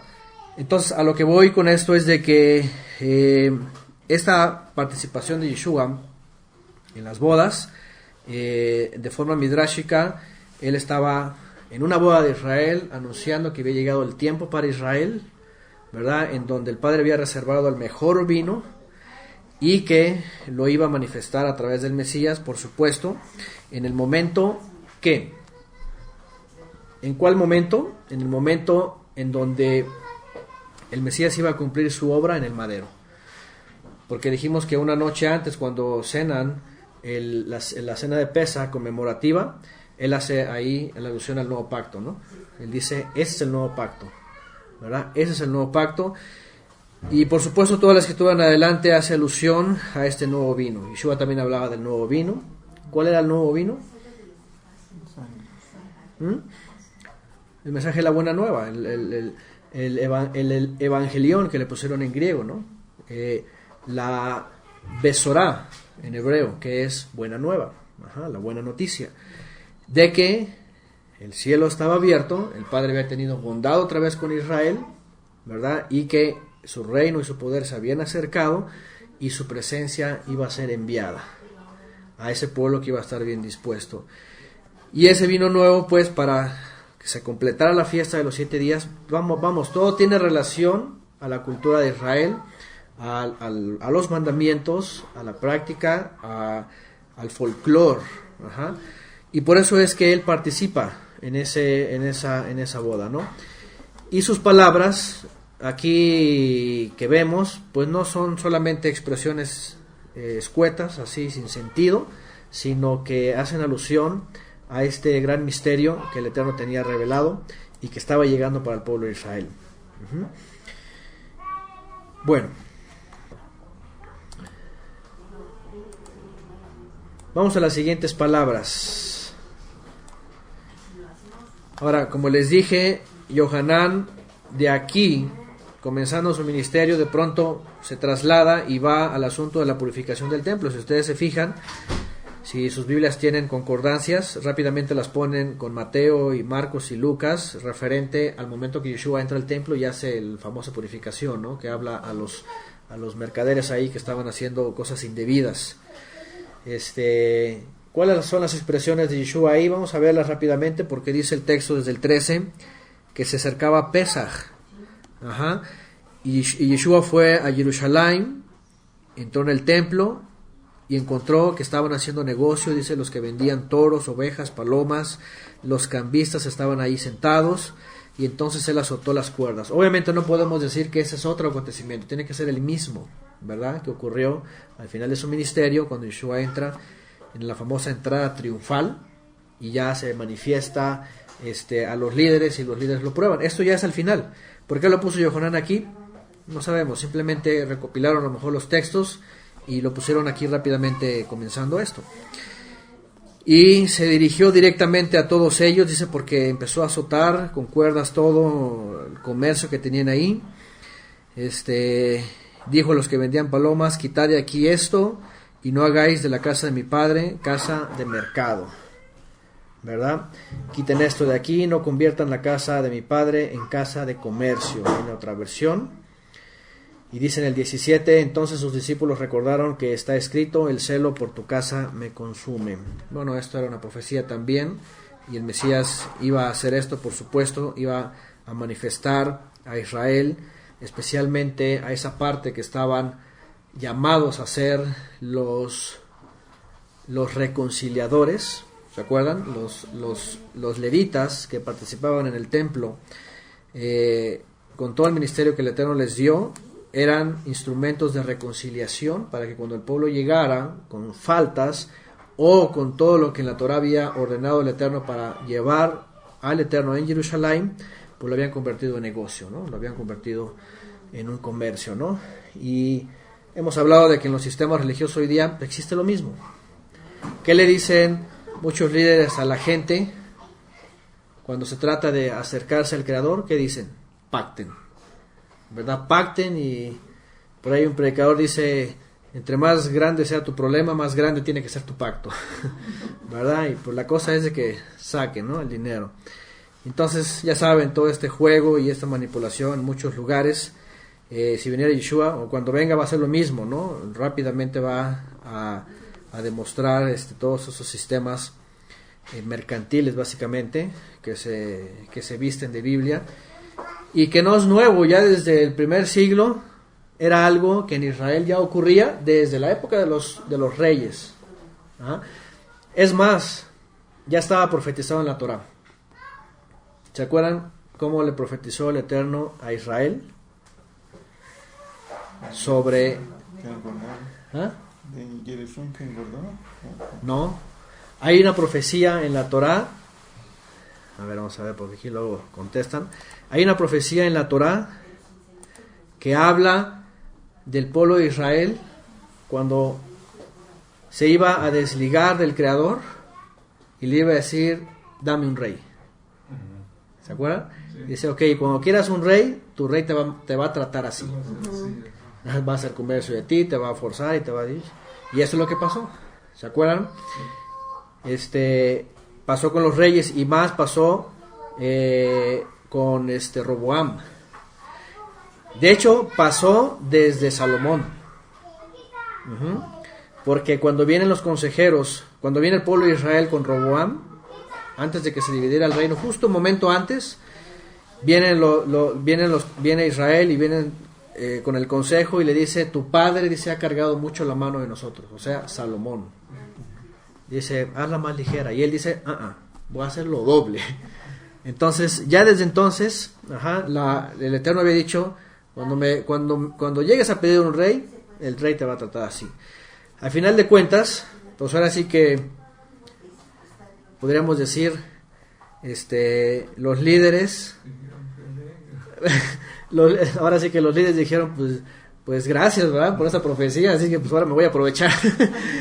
Como si dijeran: ay, pues me conviene, por eso voy a ser líder, ¿no?, porque está profetizado que voy a abusar del pueblo, ¿no? pareciera que estaban enlistados para cumplir la profecía, ¿no? Pero obviamente ese no era el plan del Creador, ¿no? Finalmente fue una consecuencia de las decisiones de Israel, que al final de cuentas, como decimos aquí en México, a mucha gente le gusta la mala vida, ¿verdad? Le gusta la mala vida, le gusta estar sometido, le gusta estar regañado y dándole varita y todo eso. Pero, por supuesto, había llegado a dimensiones estratosféricas este asunto, ¿no? Tanto que en el templo ya era algo evidente, el comercio y todo lo relacionado a el comercio, que Yeshua, por supuesto, denunció, y que no era el propósito del Creador. Él citando la profecía, dijo que, dice que el motivo del templo, ¿cuál era? Que fuese una casa de oración para todas las naciones, ¿no? No solamente para Israel, para todas las naciones. Bueno, esas palabras de Yeshua, por supuesto, hasta el día de hoy suenan, y siempre hay que tenerlas presentes para no hacer de la fe, del conocimiento, un lugar de comercio, por supuesto. Dice que sus discípulos se acordaron sobre lo que viene escrito: el celo por tu casa me consume. Y luego se acercaron los fariseos, en este caso, a decirle: puesto que haces esto, ¿qué señal nos muestras? Aquí viene una de las expresiones de Yeshua, muy reveladoras respecto al servicio del templo y al templo, porque cuando él se acerca al templo, aquí se registra en las palabras de Yeshua esta expresión: se acercan los líderes y ven lo que está haciendo, ven que está denunciando la corrupción que hay adentro, y se acercan los encargados y le dicen: si haces todo esto, ya que haces todo esto, ¿qué señal nos muestras? Como para decir, corrobóranos que lo que estás haciendo, ¿verdad?, con una señal, sea lo verdadero, ¿no? Es decir, no solamente para ellos era suficiente la actitud de Yeshua, puesto que cualquier israelita o cualquier profeta podía llegar a hacer esto. Es decir, cualquier israelita podía llegar de fuera y denunciar al gobierno corrupto y decir: saquen todo esto, muevan. Entonces llegan los fariseos, los líderes, y le dicen: ok, ya haces todo eso, ahora muéstranos una señal. ¿Ah? Y ya con la señal entonces entenderemos que eres un enviado de Elohim. Casi es lo que le están diciendo. Y Yeshua les va a decir la señal, pero esta señal se convierte para ellos en una piedra de tropiezo. Vean lo que dice Yeshua: entonces les dijo: destruyan este templo y al tercer día lo voy a levantar. Por supuesto que la escritura aquí nos da la respuesta y ya sabemos lo que significa esto, pero imagínense en aquella época escuchar los líderes todo esto. Pues ¿qué fue? Fue un atentado terrorista casi, ¿verdad? Destruyen este templo. Espérame, ¿cómo lo vamos a destruir? Esa es la casa de Elohim, es el lugar que él escogió para poner su nombre, para poner su presencia. Es un lugar sagrado, es un lugar donde todo Israel viene. Hasta el día de hoy los judíos creen que el muro que está ahí levantado, aunque no era parte del templo, sino era de los muros que estaban fuera, de los atrios,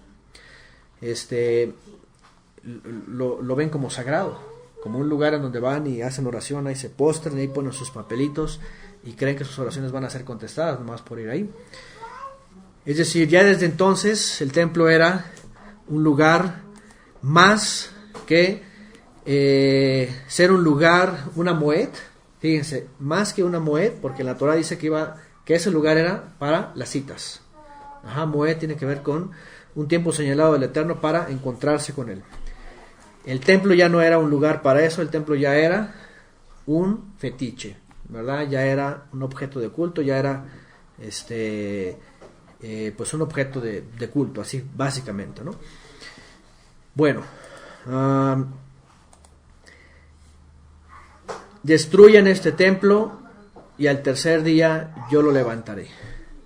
Es la señal que Yeshua les da a estos hombres que dicen: ya que vienes haciendo todo esto con esta autoridad, ahora demuéstranos que todo esto viene de Elohim, haciéndonos una señal. y él dice, destruyen ese templo y al tercer día yo lo levantaré. Esto se convirtió, por supuesto, también, más adelante lo vemos y ya lo hemos estudiado en la escritura, que se convirtió en un testimonio en contra de él, ¿se acuerdan? Para enjuiciarlo a la muerte, ¿verdad? Porque llevaron, dice que a unos testigos y le dijeron, este hombre dijo que iba a destruir el templo. Tantos, 40 y tantos años para levantar, 40 y ¿cuántos? 6 para levantarlo, y este hombre dice que en 3 días, y que blasfemia, y ya lo empezaron a acusar, ¿no? Es decir, las palabras de Yeshua nos exigen ir a profundidad en lo que está diciendo él, y no solamente oírlos a la ligera. Una de las cosas de las cuales tenemos problemas cuando vamos a la escritura es nuestra lectura simple, ¿no?, del texto. Y a veces, pero eso no es suficiente, sino que hay que ir más a profundidad. Ahora, dice más adelante, los judíos dijeron, en 46, aquí dice, años fue construido este templo y tú en 3 días lo vas a levantar. Dice en el 21 y el 22, por supuesto, que él decía esto respecto al templo de su cuerpo. Obviamente, cuando él hubo resucitado de entre los muertos, sus discípulos se acordaron que él había dicho esto. Entonces, fíjense lo que dice aquí, entonces creyeron a las escrituras. ¿Cuáles escrituras? La Torá, los Salmos y los profetas.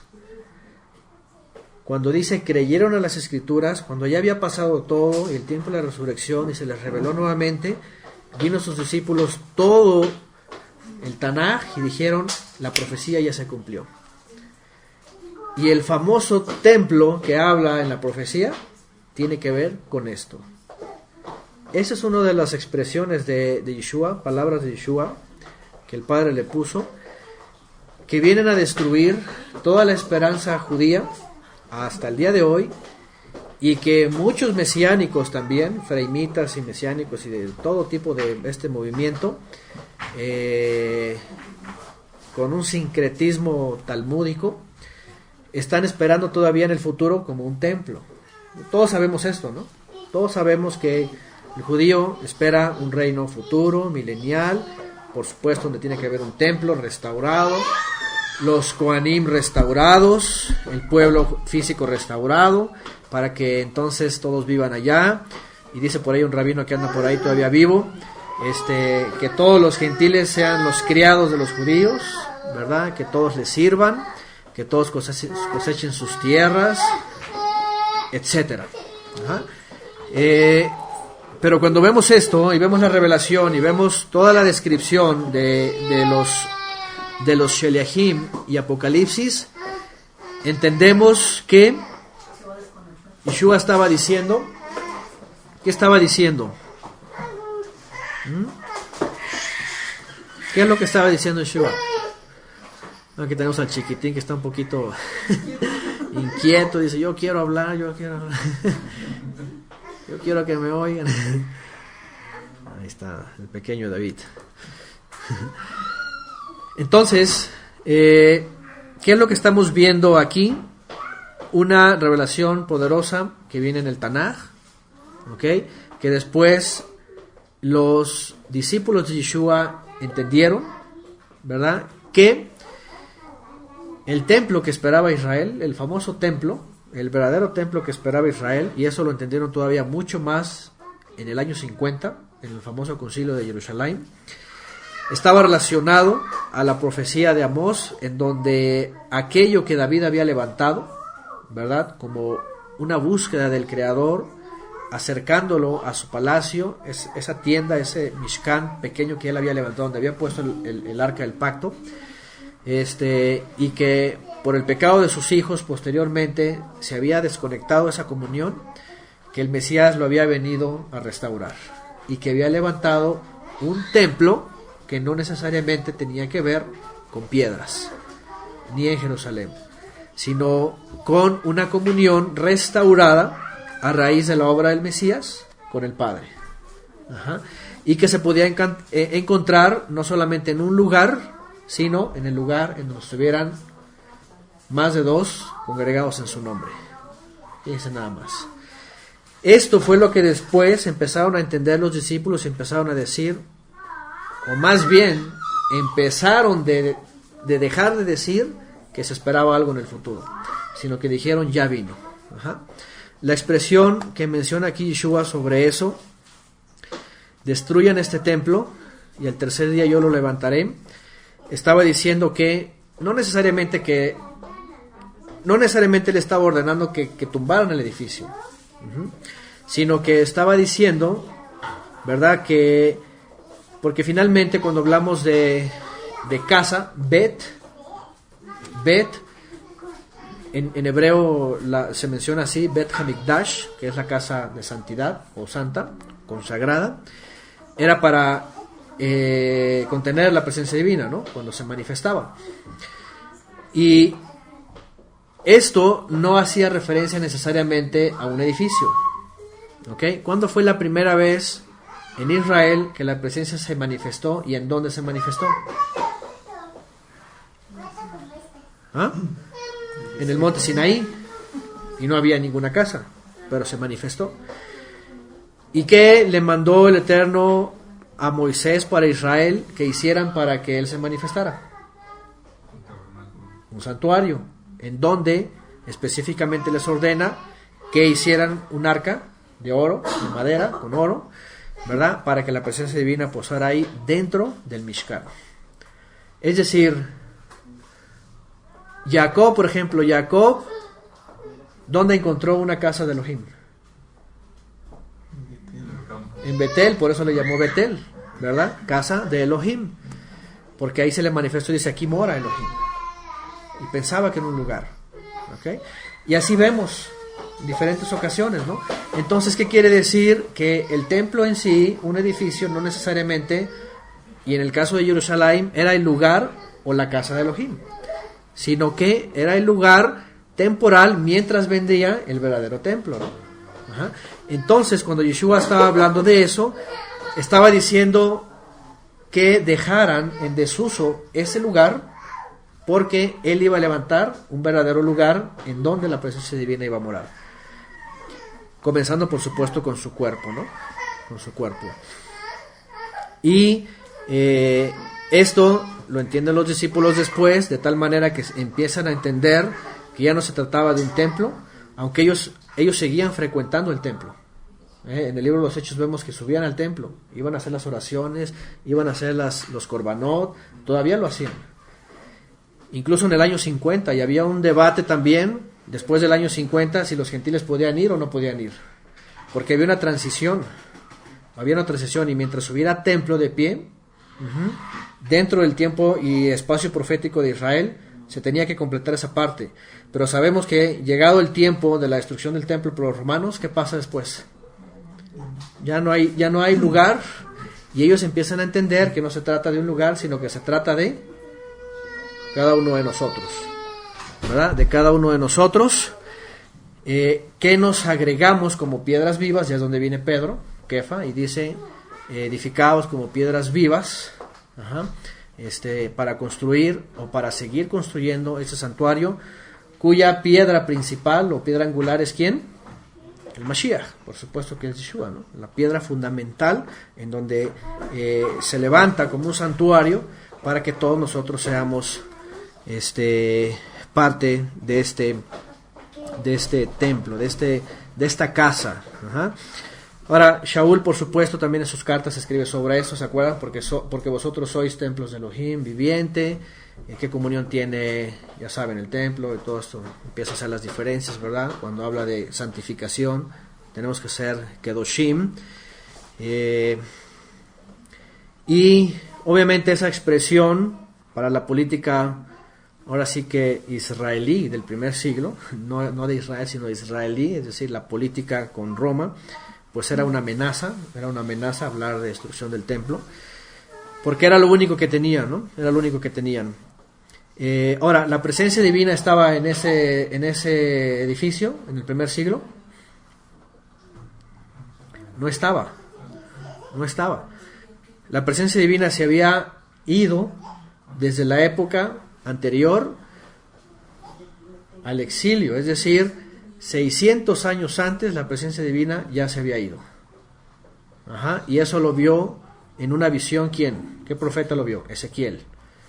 Y Ezequiel vio en una visión, dice que fue tomado espiritualmente y vio, ya saben, los querubín y cómo se levantaba y desapareció.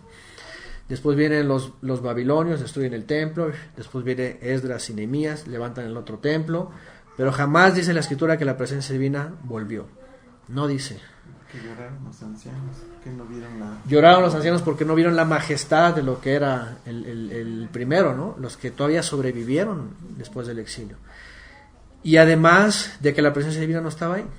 Los profetas se acabaron, se acabó la profecía, vino el consejo y lo único que esperaban era que se cumpliera la profecía, justamente de que el Creador iba a volver a venir y a visitar a su pueblo y a tomar de su pueblo gente, dice, y yo seré su Elohim y vosotros seréis mi pueblo, ¿verdad? Y ¿qué dice? Habitaré y moraré en medio de ellos.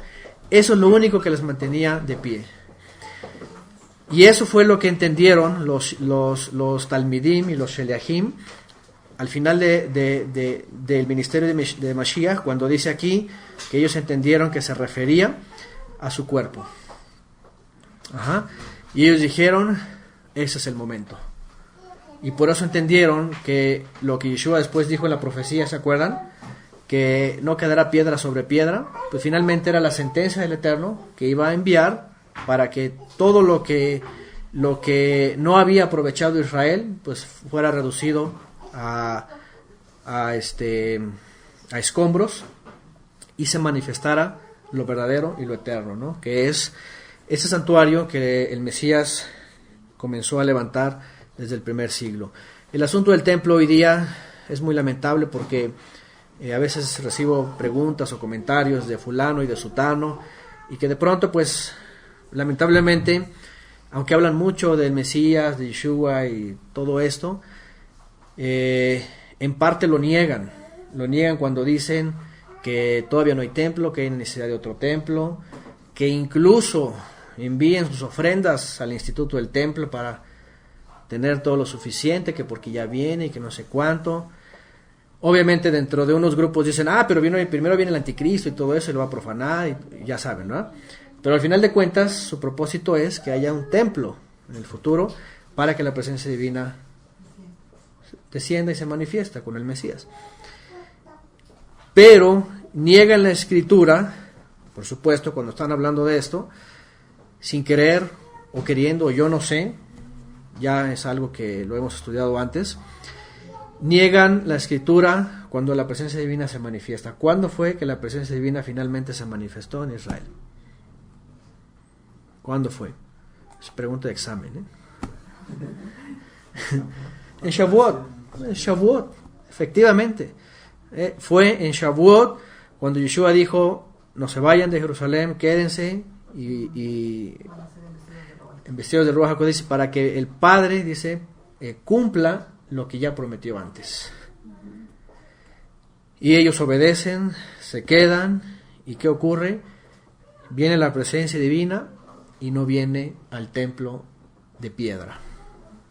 No viene al templo más de piedra, sino viene a los creyentes que estaban reunidos ahí, dice 120, y cae sobre ellos y vienen las manifestaciones, por supuesto, de los dones, ¿no? Espirituales, y viene a manifestarse finalmente lo que Yeshua había dicho, ¿no? Y entonces eso, con el paso del tiempo, por supuesto, viene a dar un entendimiento de que ya no se trataba de un lugar. Ni se trataba de tener un templo físico otra vez en el futuro y estar esperando, y peor, estar cooperando para algo en el futuro, ¿no? Que no es otra cosa que un gran engaño, ¿no? Entonces, el tiempo, ya están aquí. Un poquito más de tiempo, ya vamos a concluir.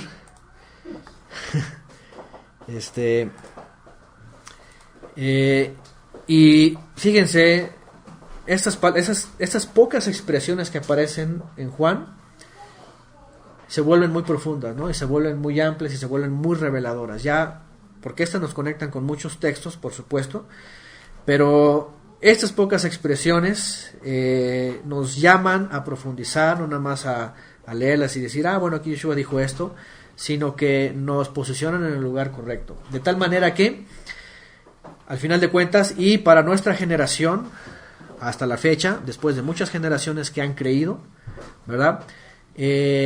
Tenemos que entender que cuando nos acercamos al Mesías, ¿cómo comenzamos? ¿Con qué expresión comenzamos esta clase de Yeshua?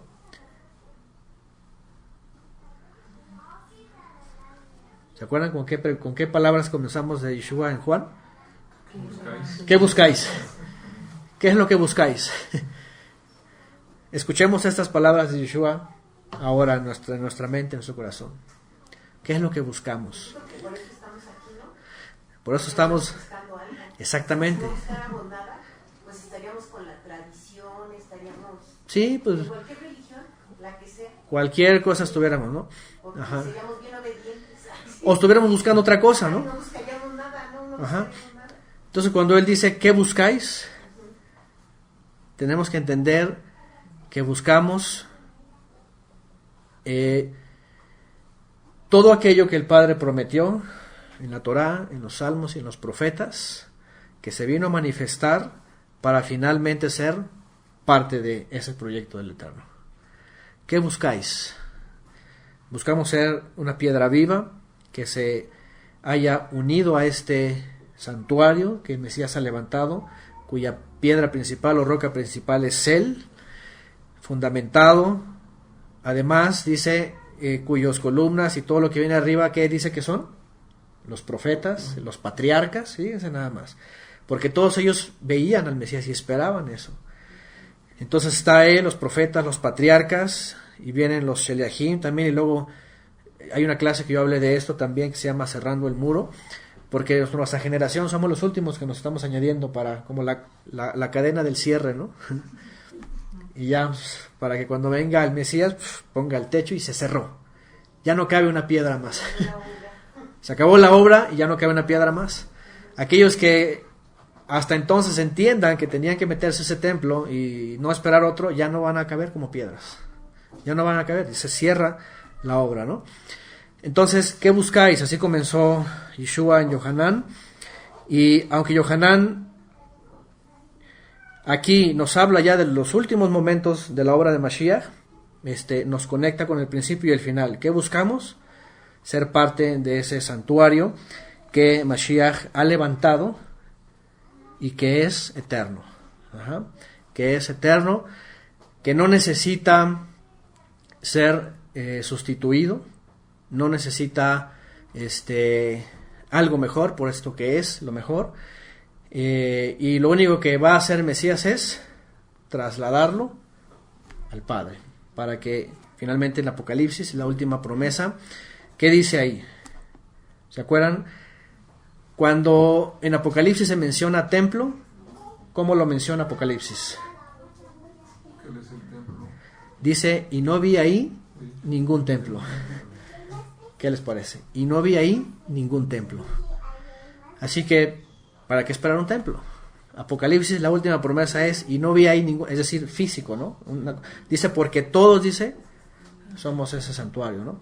Y dice que hay un candelabro en ese santuario de almas. Hay una menorá. ¿Quién es la menorá? El Mesías, dice. El Mesías. Y la luz, dice, es el creador que va a alumbrar a través de la menorá a todas las almas redimidas.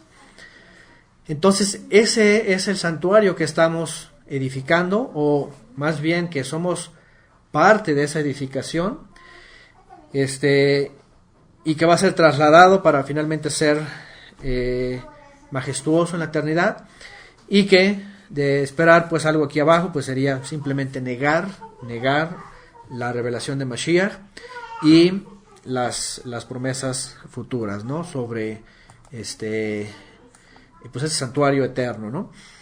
Entonces, esas pequeñas expresiones de Yeshua son muy profundas, por eso Yohanan, que lamentablemente a veces se aconseja así como que para los primeros creyentes, ¿verdad? Léanse Juan, y incluso hay libritos ya de puro Juan, vale, léanse Juan y ya con eso, pero sin entendimiento de pronto empiezan a los teólogos a enseñar cosas que no, nada que ver, para otros propósitos, y fíjense, la gran mayoría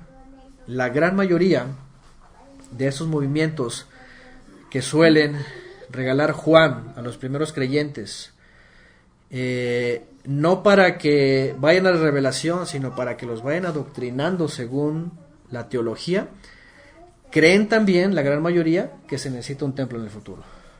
¿Se dan cuenta de la contradicción? ¿De qué me sirve yo, por ejemplo, regalar a Juan, a un primer creyente, y ver la revelación del Mesías sobre el verdadero santuario, y después decirle que se necesita otro templo? ¿Me entienden? Hay una incongruencia. Y no solo es esta la única, hay muchas más.